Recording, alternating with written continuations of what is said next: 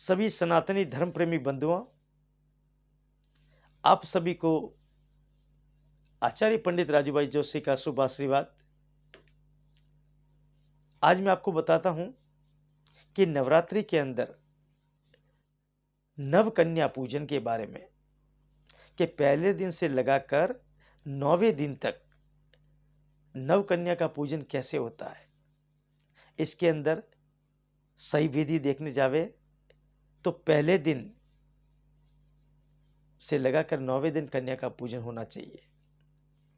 अब कन्या के बारे में बताऊं आपको कि कन्या हमेशा 5 साल तक हो तो अति उत्तम है, और वो संभव नहीं हो तो जो कन्या रसोल्ला होना शुरू नहीं हुई है उसके पहले पहले की जो कन्या रहती है, कि जिसको अभी रजो दर्शन नहीं हुआ है, उस कन्या को आप घर के अंदर आप पूजन के लिए बुला सकते हैं। तो जैसे ही घर के अंदर कन्या प्रवेश होती है, द्वार के ऊपर उस कन्या का क्या जल की आरती करो। जल की आरती करने के बाद में उस कन्या को क्या आप घर के अंदर आप आगे आगे आप चलिए और कन्या को आप पीछे पीछे लेके आइए।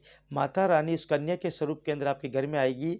घर के अंदर प्रवेश होने के बाद में आप बाजोट लगा के कन्या को उसके ऊपर बिठावे, उसको चूर्ण ओढ़ावे, बिंदी लगावे और कन्या का पूजन करे। उसके श्री चरणों के ऊपर जल डाले क्या, और उस कन्या का पूजन करें।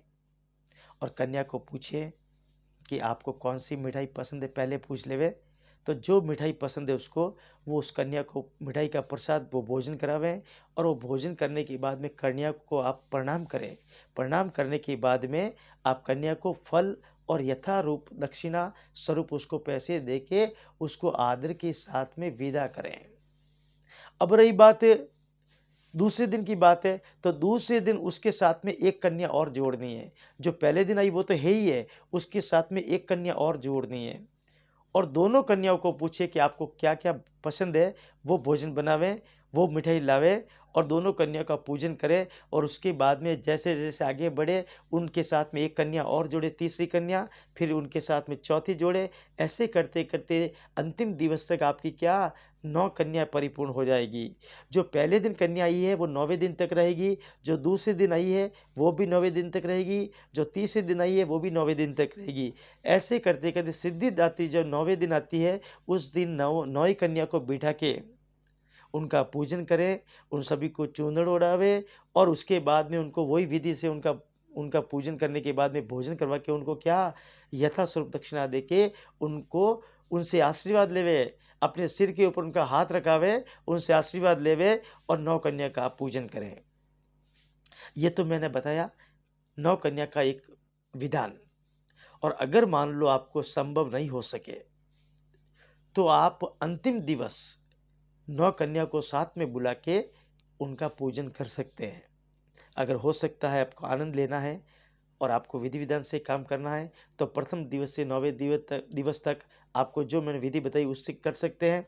और वो सक्षम आप नहीं हैं, उसके अंदर आपका हो सकता है आपको ये व्यवस्था उपलब्ध न हो पावे कन्याओं की। कोई सिटी में रहता है, गाँव में तो उपलब्ध हो जाती है, लेकिन सिटी में रहते हो सकता नहीं होती है। तो 9वें दिन 9 कन्या को बिठा के उनका पूजन करने के बाद में आप क्या उस कन्याओं से आशीर्वाद लेवे। आपके घर के अंदर देखो माता रानी की वो कृपा होगी, ऐसा कोई कार्य नहीं है जो आपका नहीं होगा। वो सभी कार्य पूर्ण हो गए।